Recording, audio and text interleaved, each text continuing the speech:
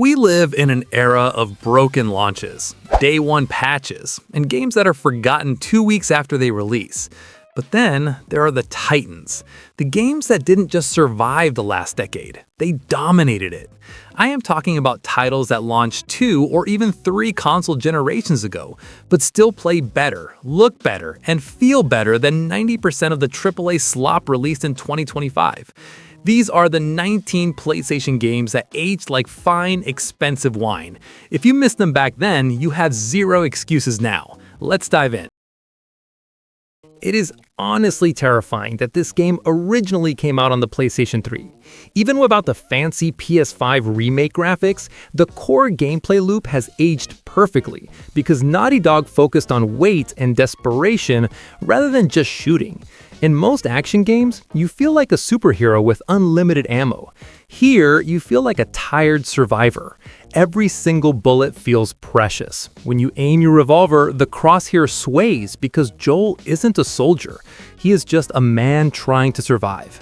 That tension creates a unique atmosphere where you might choose to sneak past enemies simply because you don't want to waste your last shotgun shell.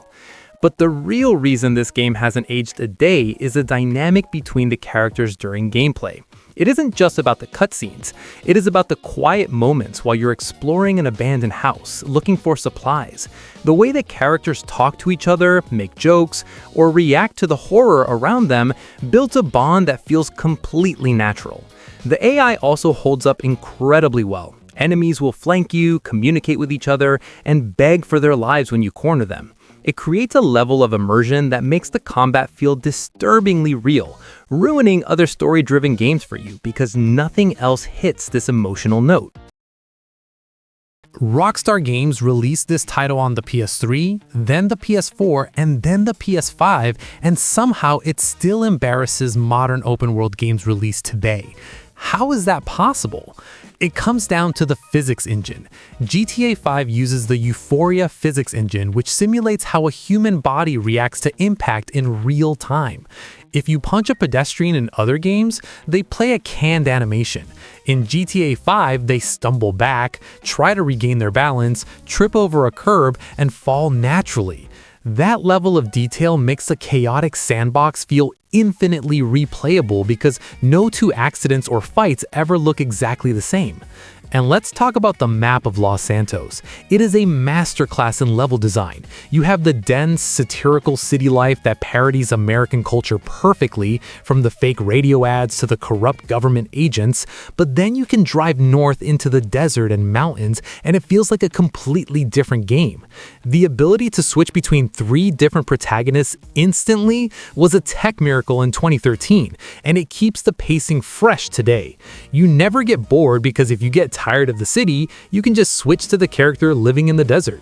It is a living, breathing parody of the real world that is so detailed you can see the sweat drying on a character's shirt. Most open-world RPGs treat you like an errand boy. Go here, kill 10 rats, come back. The Witcher 3 ruined that formula by treating every single side quest with the same respect as the main story. This game is a decade old, yet the writing is still unmatched. You might accept a simple contract to hunt a monster, but it turns into a detective mystery where you have to investigate a crime scene, talk to witnesses, and make a moral choice that doesn't have a clear right or wrong answer. The world isn't black and white, it is full of complex shades of gray. Mechanically, it holds up because of the preparation system. You don't just mash buttons to win. If you're fighting a specific monster, you need to read the bestiary, brew the right oil for your silver forward, and equip the correct bombs. It makes you feel like an actual professional monster hunter who researches his prey before the fight. And the atmosphere of the world, the wind howling through the trees, the sunsets over Skellige, the music that kicks in when you enter a tavern, creates a feeling of immersion that few games can rival. You don't just play The Witcher 3, you live in it for hundreds of hours. While the sequel is a technical marvel, the original Red Dead Redemption has something the second game lacks: perfect, tight pacing. It strips away the heavy survival simulation elements. You don't need to eat, bathe, or clean your guns constantly here, leaving you with a pure, focused spaghetti western experience. It feels like playing a classic Sergio Leone movie. The shooting mechanics make every gunfight feel impactful. Enemies react realistically to where you shoot them, clutching their legs or spinning around from the force of a shotgun blast, thanks to that incredible physics engine Rockstar uses. The atmosphere of the Wild West is captured perfectly here. The sense of isolation as you ride your horse through the desert, with nothing but the sound of the wind and the distant howl of a coyote. It's timeless. It captures the feeling of a dying era, where the lawless West is slowly being civilized. John Marston is an incredible protagonist, not because he is a hero, but because he's a man trying to escape his past. Even with textures that are slightly dated by modern standards, the art direction and the orange sunsets over the Rio Grande make it look absolutely gorgeous today. It is a focused, emotional journey that doesn't waste a single second of your time. This is the grandfather of the modern cinematic action game. If you enjoy the climbing in Tomb Raider or the massive set pieces in Spider-Man, you have Uncharted 2 to thank. Released way back in 2009, it perfected the summer blockbuster formula. The pacing here is a miracle. Naughty Dog mastered the rhythm of giving you a quiet puzzle-solving section, followed by witty banter between characters, followed by an intense shootout where a building is collapsing around you. It never lets you get bored or comfortable. What makes it age like wine is the chemistry between the characters. The dialogue doesn't feel like video game writing. It feels like natural conversations between real people. Drake, Chloe, and Alina have a dynamic that makes you care about them, which raises the stakes when things go wrong. And technically, it is still impressive. There are levels where you are fighting on moving vehicles that are actually traversing the environment, not just looped backgrounds. It grabs you by the throat in the first 5 minutes and takes you on a roller coaster ride that remains the tightest, most exciting 10-hour adventure you can buy on PlayStation. It is honestly a crime that Sony has left this masterpiece trapped on the PS4 at 30 frames per second, yet it remains arguably the best game From Software has ever made.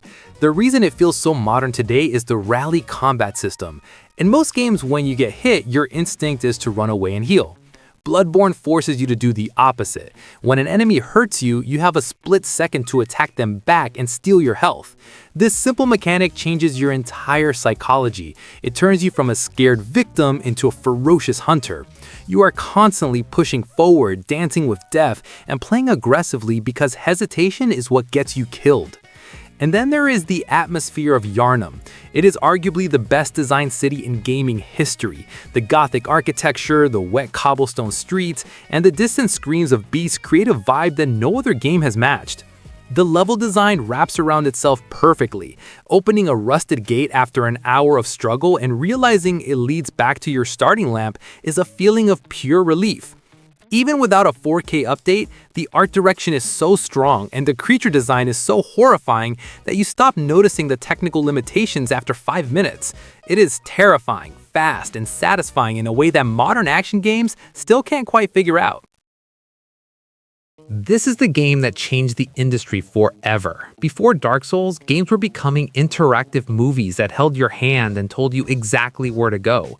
Dark Souls respected the player enough to say, figure it out yourself.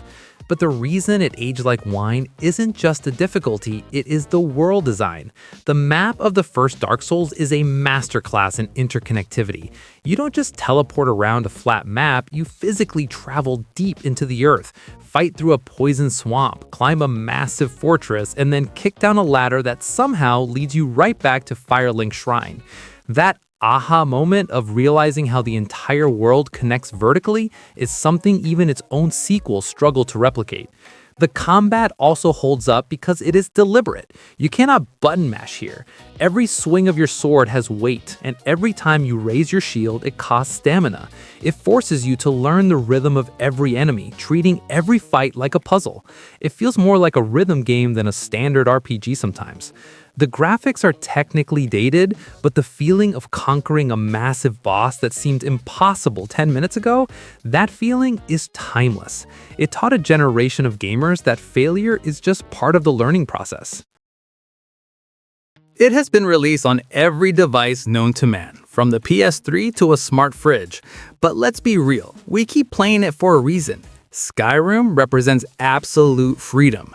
Modern open worlds are filled with checklists and map markers telling you exactly where to go. Skyrim just drops you in a massive world and says, go. You see that mountain in the distance? You can actually walk there. You can ignore the main story about dragons for 100 hours and just become a master thief, a vampire lord, or a simple blacksmith making daggers to sell in the market. The secret sauce that keeps it fresh is the unexpected adventure. You might set out to sell some loot in a nearby town, but on the way, you find a random cave, get teleported to a different dimension, fight a ghost, and find a legendary sword. That organic exploration is something newer, shinier RPGs often miss because they are too structured. And we have to mention the music. Jeremy Soul's soundtrack, especially the ambient tracks that play when you are just walking at night under the auroras, creates a cozy, magical atmosphere that makes the world feel like home. It's not about the combat, it's about living in another world. This is widely considered one of the best sequels ever made because it understood that the characters matter more than the plot. The entire game is structured around one concept, the suicide mission. You know from the start that you are going on a mission you likely won't survive. The whole game is about recruiting a team of specialists and, more importantly, earning their loyalty. That high-stakes structure makes every conversation feel important because you know that if you don't prepare, things will go wrong in the finale. It also aged well because it streamlined the gameplay. The first game was a clunky RPG. Mass Effect 2 became a tight, cover-based shooter that feels snappy even today. The unique powers like using biotics to lift enemies into the air and then slamming them down give you way more options than a standard shooter. But really, you play this for the squad.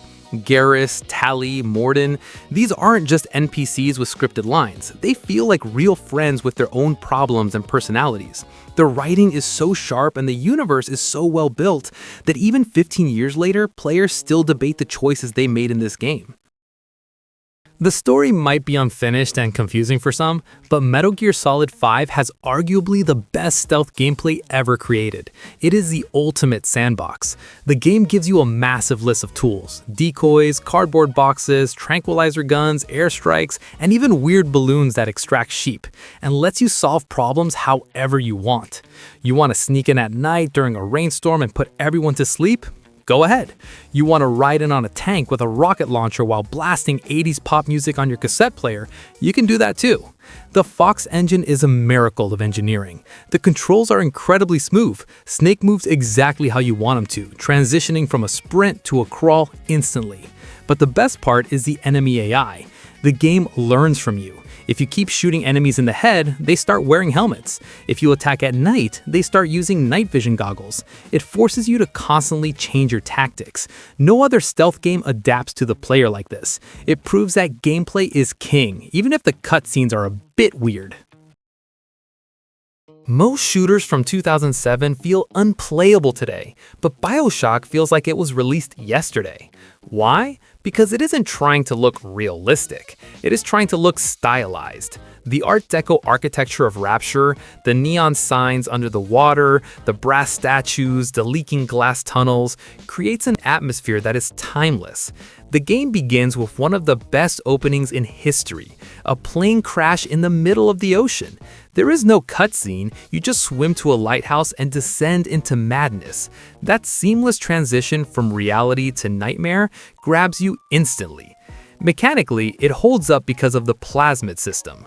You aren't just shooting guns, you are shooting electricity from your left hand and shotgun shells from your right. The combat encourages creativity. You see an enemy standing in water? Don't shoot him, zap the water. You see oil on the ground? Burn it. This environmental interaction makes every fight feel like a puzzle. And the sound design deserves a special mention. Hearing the splicers muttering insane things to themselves around the corner creates a tension that makes you afraid to move forward. It is a masterclass in environmental storytelling. While the first game took us to the bottom of the ocean, Infinite took us to the clouds, and the contrast is stunning. Columbia is bright, sunny, and colorful, which makes the dark secrets hidden underneath feel even more disturbing. The reason this game feels great to play today is the skyline mechanic.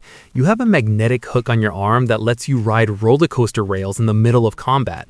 Jumping off a rail at 50 miles per hour to land on an enemy's face is a rush that modern FPS games rarely capture. It adds some verticality and speed to the combat that feels incredibly distinct.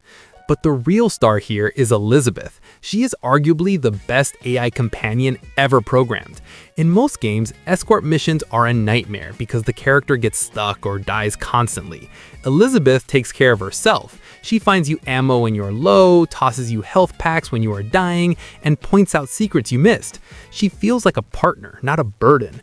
The relationship that builds between Booker and Elizabeth is the heart of the game, and watching it evolve without a single cutscene interrupting the gameplay is a storytelling achievement that hasn't aged a day. This is simply the greatest superhero game ever made. While Arkham Asylum established the formula, Arkham City perfected it. The combat system, often called free flow, changed the entire industry. Every action game today, from Spider-Man to Shadow of Mordor, copies this system, but none of them feel quite as punchy as Batman. The rhythm of attacking, countering, and using gadgets feels like a dance. When you get into a flow state, taking down 20 thugs without getting hit once makes you genuinely feel like the Dark Knight. The open world is smaller than modern maps, and that is actually a good thing. It is dense. There is no empty space. Every alleyway has a Riddler trophy, a side quest, or a hidden secret. The game respects your time by packing content into every corner rather than making you travel for 10 minutes across empty fields. Gliding over the prison city with your cape, listening to the inmates talk about you in fear, and then dive bombing onto a target is a power fantasy that never gets old. It balances stealth, brawling, and detective work perfectly, setting a bar that arguably hasn't been raised since 2011. I am cheating by putting both games here, but they really form one complete experience. Portal's unique because puzzle games don't age like action games. Logic is timeless. The concept of shooting two portals to solve physics puzzles breaks your brain in the most satisfying way possible. You aren't fighting enemies, you are fighting your own understanding of momentum and space. The feeling of solving a room that looked impossible 5 minutes ago gives you a sense of intelligence that shooting a gun never can. But what truly makes these games immortal is the writing. GLaDOS is hands down the best villain in video game history. She's funny, passive-aggressive, and terrifying all at the same time. The dialogue in Portal 2, especially with Wheatley, is genuinely hilarious, which is rare for video games. Most funny games from 10 years ago are cringeworthy today, but Portal's humor is sharp and clever. The clean, sterile art style also means the graphics look crisp even on modern 4K screens. It is a perfect loop of gameplay and narrative that will be just as good in 2050 as it is today. I know the PS5 remake exists, and it is beautiful, but we have to respect the 2009 original because it created an entire genre. This is the game that taught us to love difficulty.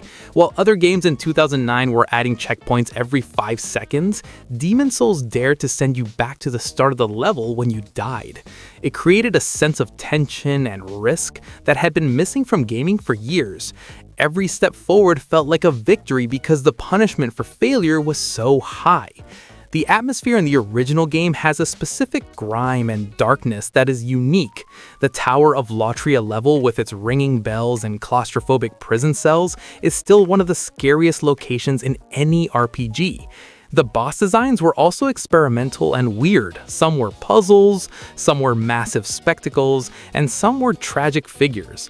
It proved that players didn't want to be treated like babies, they wanted a challenge. It laid the foundation for Elden Ring and Bloodborne, and going back to see where it all started is a history lesson that is still incredibly fun to play. Realism fades, but style is forever. Dishonored doesn't try to look like a photograph, it looks like a moving oil painting. The exaggerated character proportions and the industrial Victorian architecture create a world that looks distinct and beautiful regardless of resolution. This game is the ultimate immersive sim. It respects your intelligence by dropping you into a massive level and giving you a simple objective: eliminate this target. How you do it is 100% up to you. You can kill everyone, you can kill no one, or you can make it look like an accident. The blink teleportation power is still one of the most satisfying movement mechanics in gaming history. Warping instantly from a rooftop to a balcony, sneaking behind a guard, and then vanishing before his body hits the floor makes you feel like a supernatural predator. The chaos system also adds replayability. The world actually changes based on how violent you are. If you kill too many people, the city becomes darker, there are more rats, and the characters treat you differently. It creates a reactive world that feels alive, encouraging you to play through it multiple times just to see what happens if you change your style. Journey isn't just a game, it is a spiritual experience. It stripped away everything we thought video games needed. No health bars, no inventory, no dialogue, no map markers. It is just you, a vast desert, and a mountain in the distance. The sand rendering technology was revolutionary in 2012. And honestly, the way the sand glistens in the sun and moves under your feet still looks better than sand in most modern AAA games. The movement feels incredible. Surfing down massive sand dunes while the camera pulls back feels more like cinematic art than gameplay. But the reason it is timeless is the multiplayer. You randomly encounter other players in the world, but you cannot speak to them. You don't know their name, their age, or where they are. You can only communicate by singing a musical note. This creates a unique bond where you help each other climb the mountain simply because you are in this together. When the game ends and the credits roll, seeing the usernames of the people who traveled with you is one of the most emotional reveals in gaming. It proves that you don't need words to tell a powerful story. Before this game, zombie games were mostly about shooting heads. Telltale Games changed that by making a zombie game about human connection. The comic book art style, or cell shading, means the graphics literally cannot age because they aren't trying to be realistic. But the real tech here is the choice system. While we know now that the ending is mostly the same, the illusion of choice in the moment is powerful. Having to decide who eats when you have limited food, or who to save in a split second, creates a level of stress that shooting mechanics can't replicate. The heart of the game is the relationship between Lee and Clementine. It is the best father-daughter dynamic in gaming history, arguably doing it even better than The Last of Us. You aren't protecting Clementine just to complete a mission, you are protecting her because the writing makes you genuinely care about her innocence. Watching her learn from your actions. If you steal, she sees it. If you lie, she remembers it. Makes you question your own morality. It is a masterclass in interactive storytelling that hits you right in the gut. I know 2016 doesn't seem that long ago, but in gaming years, it is a lifetime. Persona 5 is on this list because it single-handedly saved the turn-based RPG genre. Before this, people thought turn-based combat was slow and boring. Persona 5 made it snappy, stylish, and fast. The baton pass system lets you chain attacks between teammates seamlessly, making battles feel like a choreographed action movie rather than a chess match. And the style, my god, the style. Even the menus in this game are works of art. The red, black, and white color palette, the acid jazz soundtrack by Shoji Meguro, the character designs, everything screams cool. It balances the life of a high school student with the life of a supernatural thief perfectly. One minute you're taking a test or hanging out with friends, and the next you're robbing a psychic palace. That loop of social sim and dungeon crawler is addictive. It is a 100-hour game that never feels like a grind because it just oozes personality from every single pixel. And there you have it, 19 games that prove new does not always mean better. These titles define what quality looks like, and honestly, playing them in 2025 highlights just how lazy some modern releases have become. But I want to hear from you. What is the one old game you keep reinstalling every year? Is it Skyrim? Is it Metal Gear? Let me know in the comments below. If you enjoyed this trip down memory lane, hit that like button and make sure you are subscribed so you don't miss the next one. Go play some classics, and I'll see you in the next video.